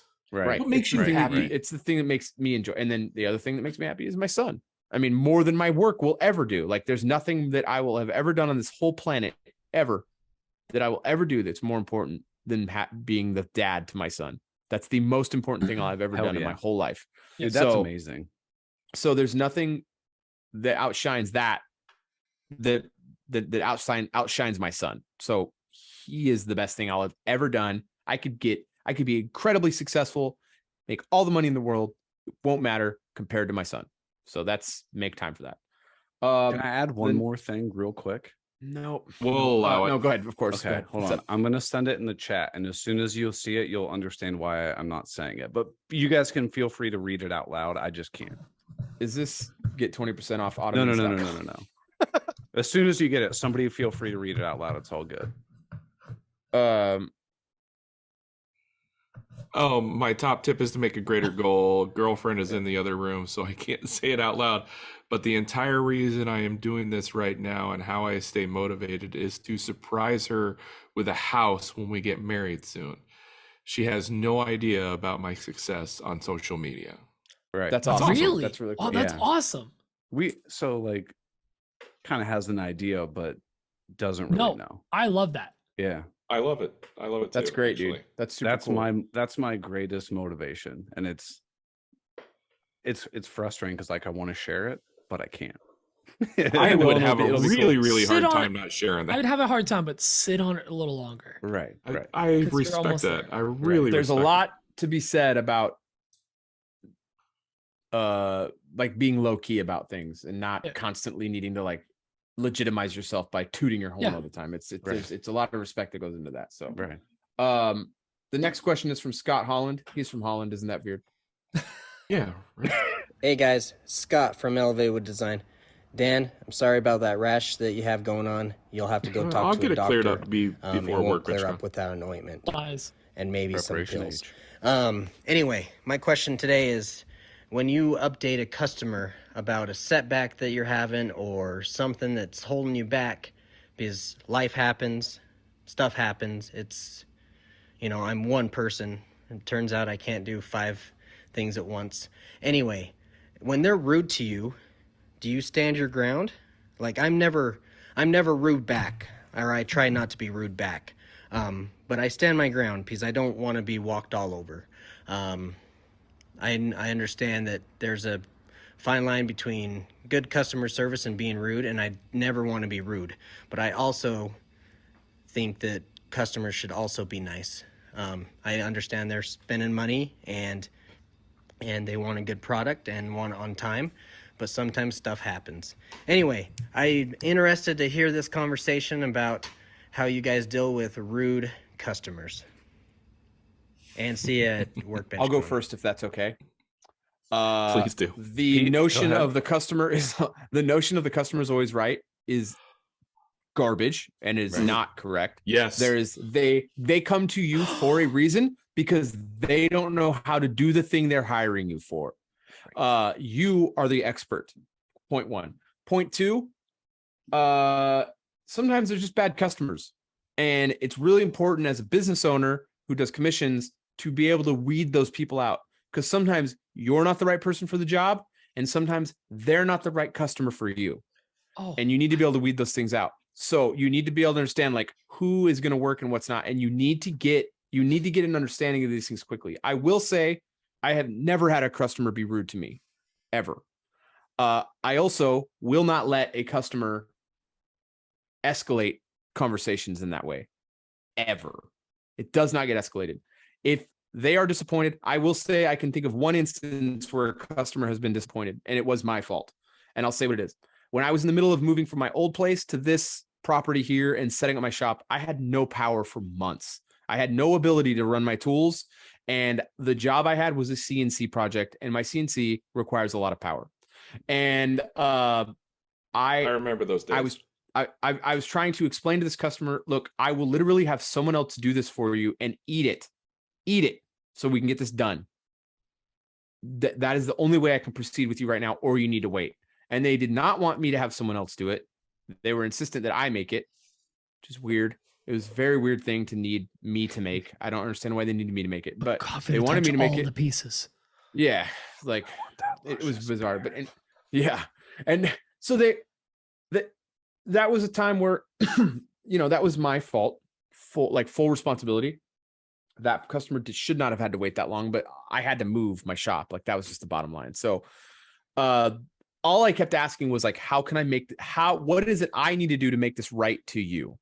And that's and that usually will pretty much diffuse anyone, because you're just trying at that point. Mm-hmm. And if it gets really down to it, just give them their money back, walk away. I mean, you should not be in a situation where one job is going to cost you your business. Never put yourself in that position ever. So those are important things. Dan. I've had a few situations where customers are disappointed with, God knows what. I mean, Mike said, there's a lot of customers out there and not every one of them is good. And even though that I've been in business for myself for a number of years now, not just as a woodworker, but as a photographer, I've gotten very good at, reading red flags and, kind of stopping those where I can. I'm not perfect, and some of them still slip by. So, I agree wholeheartedly with what Mike said. The customer is not always right. That is a bullshit line. Pardon my language, but I don't know who came up with that. It's crap. The customer is not always right. It's a boomer thing for sure. Yeah. Look, if I get into some situation where a customer is trying to make me feel bad about my inadequacies as a business person, I'm going to tell them that I came down with cancer and make them feel really bad. I'm just really good. I've been fighting penal cancer and just really make them feel like trash. That's what I'm going to do. Penile. I drank too much toilet hooch. So, make them feel worse. Throw it back in Pete, you're bright red. Pete. Yeah, Dan just said to get out of bad business dealings, you fake cancer. So we're just gonna move forward to Pete real quick. Can I go on the record and say that I don't endorse that? Yeah, I think that's a really good idea. I think I'm gonna actually do about the same thing real quick. I don't endorse this. We're all asked for our opinions. He's just given his. You do you. Harambe. Harambe. It's Harambe. Harambe was my cousin. I'll keep it quick. I have 15 years of retail experience before I worked. Bless you. I've learned to be very patient. It's taught me to be you can't tell me you've never dropped the look. I have cancer. No, I haven't. Well, you should have. Dan would have saved you. Yeah, you know what? I'll keep that in my back pocket in case like a cutting board job doesn't work out. I got you. Cool. But like, here's the thing. I have 15 years of retail experience, And I cannot agree more with the fact that there are just bad customers. Oh. People that don't know how to people. It's not even about a customer. Like, they just don't know how to talk to another person. Some people call them Karens or whatever. Like, it's just some people just don't know how to not be an a-hole to another human being. They're entitled. Yeah. They're just and sometimes you have to give it right back inadequate. to them in the most polite, like oblivious way, whatever. That's what I've learned to do, is just kill them with kindness and confusion. Yeah. Like, oh, I don't get why you're being like this. Like, and or it's funny. That's the only way I could enjoy my job back in the day, because I worked for Apple and we couldn't really be rude to people, but we could be sassy AF.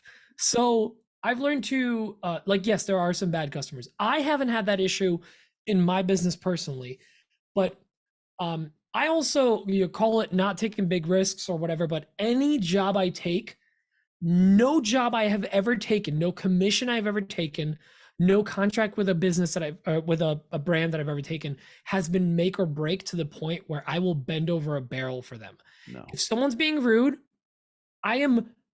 any job I have taken thus far, and again, this isn't for the rest of my life, I can walk away from that money or resolve it in some way where we part ways and funds get split up or something like that, where I will just be like, listen, I'm not right for you. I will walk away from this. I think that's the best way to put it. It's like, I am not right for you. I don't think I can do exactly what you want. I will keep the funds for the initial work that I did. I will refund everything else, or say I will keep the deposit as per the agreement, whatever, however you want to deal with it. But you just got to kind of kill them with kindness and be like, I am not right for you. You're looking for something very unique. It's not me. And I don't think it's going to work out. And half the time, if not more, I would say probably 3/4 of the time, they're going to be like, no, I want you to do the work. But be like, no, I'm not right for you. You're not worth the stress. And sometimes you just have to be very honest. And I've said this to customers before. We're like, we're not right for you. And I don't think this is going to work out. I'm done getting yelled at. And just be a human. Be like, I'm done getting yelled at. You don't speak to another human like that. I'm going to refund you your money. I don't want any of your business. Please don't call me ever again. Right. And I've said that to somebody at the Genius Bar at the Apple store. Like, we don't want your business anymore. I had to do something like that not too long ago with the big giant white oak door that I was doing. You just have to walk away. Right. It came to a point where they were being super difficult, and I was like, okay, look, this is what we're gonna do. I'm gonna do this, and we're both gonna wipe our hands clean of it, and we're done. I'm done. We're both, because I'm not dealing with you anymore. And we're done with each other. I let me say this. I have never used the cancer line on anybody. I was just trying to be funny, guy. Yeah, too late about fibromyalgia. But yeah, I'm putting that in my pocket for sure. I make fun of that all the time. I'm gonna get it. I'm telling you, I'm gonna get it. But Eric, I know you don't take a lot of you generally do commission work. Do you have have you dealt with customers or? Yeah, I mean, so let's be real. My customers are sponsors, right? Mm-hmm. Oh, and I think sell out. the hardest thing, but the most freeing thing for me was realizing that it's okay to say no. But it was so hard from the beginning. Ottomans.com. Ottomans.com. AWP20. Three free throw pillows. Throw pillows. There we go. Yes. No, my joke's gonna land one of these times. Somebody's gonna go to Ottomans.com. Or have you guys ever been to PennIsland.com? Whitehouse.com. I think Penn Island is in my bookmarks. Yeah, they have great pens. You can get branded pens, all kinds of good stuff. But no, I think once you realize that it's okay to say no, I've gone in to negotiations with brands and sponsors and stuff when I'm just like, oh. And once you realize that you don't need the money to survive, you're in a way better mindset. 100%. I say no. Now, if you're not grasping for straws and trying to make rent or whatever, right, you're in a much better place. That's why I was able to do that with the door people. I was like, you know what? I don't need you. I don't need you. I mean, I'm sure you guys get approached all the time. hey, well, I'm a brand from Amazon. I want to send you this contour gauge. Like nonstop. I get hit up nonstop for things. And what people don't realize is 99% of the people who come to me, I say no to. But it's the 1% that you can make a living off of. Because if you find the right, for me, a brand is my customer. If I find the right customer, they will pay me appropriately, make my life pretty easy. But you just deal with less people but make more. Like in a world of selling product, I would much rather sell a $5,000-$10,000 piece of furniture than $1,010 pieces. Exactly. You know what I mean? That's where I'm at. But it's going to take you a long time to find that customer. Or bow tie inlays, I'm sorry. But yeah, I just don't be afraid to say no. Like, it's okay if you don't get every sale. You shouldn't get every sale. Yeah, if you're getting every sale, your price is wrong and you're just going to burn yourself out hard. Right. Like you just can't do it that way. It's just a nightmare. Is that everyone? Yeah. Yeah. All right. How many more questions we got? There's only 8 more questions. We're really close. Is this going to be the longest podcast you guys have ever had? No, 2 hours is our longest one. So let's go through this really quick. Here's one from Tomas. Because you know I'm all about that French. French. No trouble. Hey guys, I have a question for you about benchtop planers. Thanks to last Christmas fair, I managed to treat myself a Metabo planer. It's the same format as the Dewalt 734. Sadly, it's been waiting on a pallet since, and I'd like to build a platform for it, and I was wondering if adding wings to extend the planer tables would be a good idea, especially to avoid snipes, or if it's not worth it, especially if I try to save space in my one-car garage/shop. Alright, thank you, bye. Quick round table. Yes, it's worth it. Dan? Absolutely yes. Pete? Absolutely yes. Yes, definitely do it. Sorry, I don't know why I was muted. Because he was farting. I was so much. So much of the farts. I like to be Eric. mischievous. So if it came with the flip down tables like the 734 does, I don't see the point of extending those tables. They're far enough. Well, I don't think he was asking about extending them. It's a Metabo. It's a Metabo planer. I don't think it has doesn't have the little fold down thing. I don't think it has fold down things. Oh, I think he's asking put the fold down things, no doubt. Yeah, get the wings. Get the wings. If it doesn't have them, you're not getting enough reference surface. You're gonna have snipe. The next question is from Keimani von Strayhorn. Hi, boys. It's Barbara. Just kidding. Wouldn't that be great, though? Hey, guys. It's Kimani. Can you believe it? By the time this episode airs, we're all going to be at WorkbenchCon, meeting up in the lobby bar, playing everybody's favorite game. What's your real name? And you're a lot shorter than I thought you were in person. It's going to be a good time. Happens all the time. Anywho, there's going to be a lot of people who are going to be there this year, a lot of first timers. So I want to know, and what be helpful for them is, what are you packing in your suitcase? And this is not just, your Speedo, Mike. This is stuff that you wouldn't normally think of packing that is like super helpful, like a portable phone charger, because you're going to be walking around all day. Maybe you want to charge your phone. Or I don't know, like a special business card to, share your information with, like one of those digital tap cards or whatever. So yeah, what, non-standard, clothing item, what thing should like somebody think about packing that'd be super helpful for an event like this, when you're meeting a bunch of people, or maybe don't pack, like maybe leave some extra room in your luggage because there's going to be a lot of swag going around and you don't want to have to leave stuff behind in a hotel room. So anyway, that's all. I can't wait to see you guys. It's going to be a good time. And yeah. It's a good group of boys. We're all going to die together out here. You're a good group of boys to die with, I'll tell you that much. You should have come here. What the F? Thank you. Dan, I'm going to throw it to you first. Yeah, absolutely bring extra luggage space. I'm checking an empty bag, just to, I just realized something as I said that. I'm a bozo. I'm checking an empty bag. I could have put that Ottomans, box of hats in that empty bag. I didn't question it, Dan, because I've been busy this week. But I literally, after you said box sent, I was like, why don't he just bring it? Anyway, I'm bringing an empty bag because you are going to get a lot of swag, poet. And what did we work on last year, Pete? We worked on something together. It was the information card. What is that called? Where it's got all our stats kit? And everything.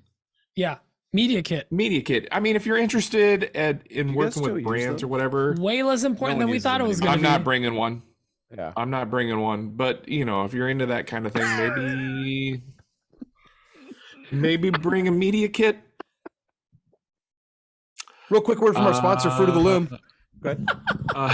I wish bring extra underwear. Could see these back. No, they can. Putting up. This goes up as a video. This goes on YouTube. Good.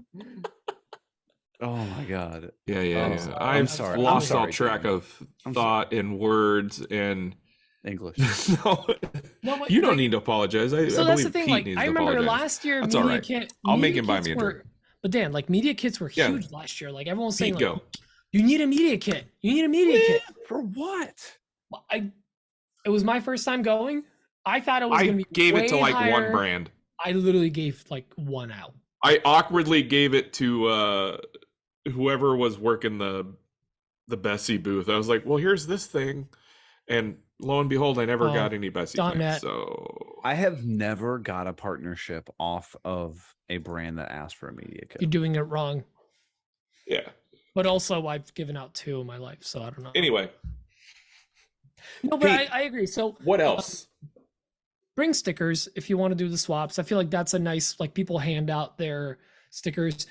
First thing you're going to do is when you get your badge, you're going to flip it over. So your silly little name, as Doug, whatever, flipped over, you're going to put your sticker on there. Because most people like Doug Woodworks. Yeah, like this might sound silly, but like people see the logo and they're like, I know you. I've been following you for 10 years. I don't know what your name is, but whatever. That's the sad part of it. Like we all know each other by our logo, unless our logo is our face. We've been doing it for a while. So people see Spencley's, they see Dunlap Coffee. Now, granted, we do a lot of stories, so we tend to be like very face forward or whatever. Like people see us, but there's plenty of really nice content creators out there. Forward facing. Yeah, sure. Just hands. There's plenty of good content creators out there that are very like, it's just their hands and the work they do. So you don't really know who they are. So that's something to consider as well. I would say, so Brandy did a great video. Oh, yeah, okay. You want to bring Pedialyte, unless you don't drink, but there's a lot of partaking in substance or alcohol. Libations. Thank you. Perfect word for it. Sounds fancy. The other thing is, so we do this because we're driving down. We just go down to the Publix around the corner, load up on like water, Gatorade, Pedialyte, couple snacks, some chips, other things to have like in your room that you can use. Pork rinds. I highly recommend just grab an Uber, go to the store, pick up some stuff. You're gonna be there for 4 days or longer, depending on when you're coming in. Don't get DoorDash. They'll throw your tacos on the curb. No, you're at a hotel. Like, go actually pay for the Uber. Go get some stuff. I'm serious. Like, it'll be nice to be able to walk away from your room and you can like have a Gatorade or have a snack in your room and not have to like order food or something like that. But I'd say that's kind of the main things. That's everyone thinks of the clothes, whatever. Bring your stickers and bring some stuff to just sustain you for the couple of days. And like Stokes iced coffee. Big win for me. Mike, what do you think?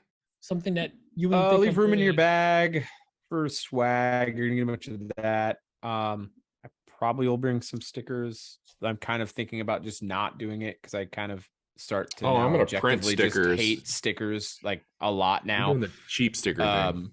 Like they're just kind of get tired of stickers. But people will want your stickers, so bring them for sure. Wow, Eric. Is that your stickers? That's Somebody a big told package. Me I needed to get a bunch of stickers. Now I've never been to the damn thing. That's too many.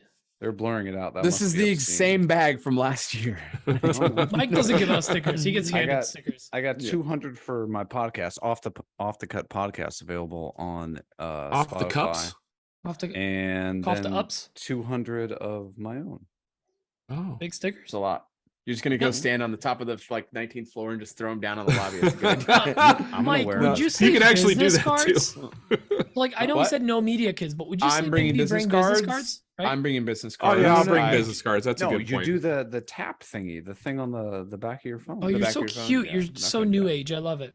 Yeah. I'm a boomer. I'm bringing actual paper products. I'm a boomer. Yeah, It I'm gonna was bring my business card. $20 for one of them. For what? It was $20 for one of the tap business card thingies. How many times can you use it? Oh, the QR code? No, it's an NFC. Or the NFC, that's what I meant. Yeah, NFC. Right. It's can you only I don't know. Can you only use it a finite number of times? You can code it to be whatever you want. Yeah. Mm.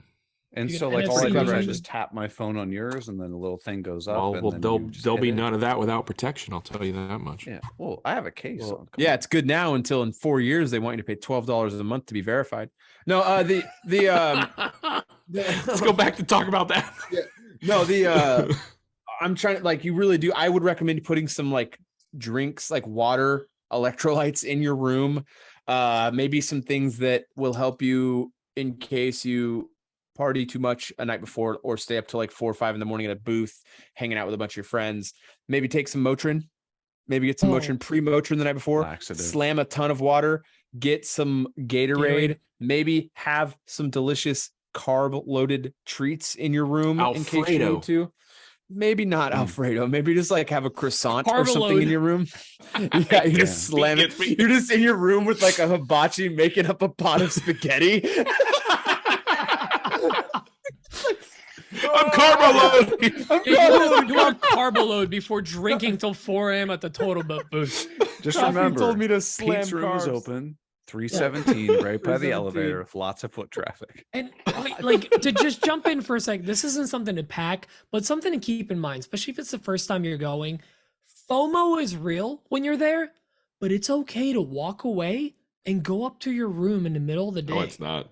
No, it's not. Well, like if you want to You're go gonna miss and out. get a drink, get something, relax Yeah, for a break little away. bit, sit down, break away for a moment. Because like you're gonna be out till 2 o'clock minimum every single night. So if you want to leave between like 8 and 10 and disappear and take a nap, it's okay. Power shower.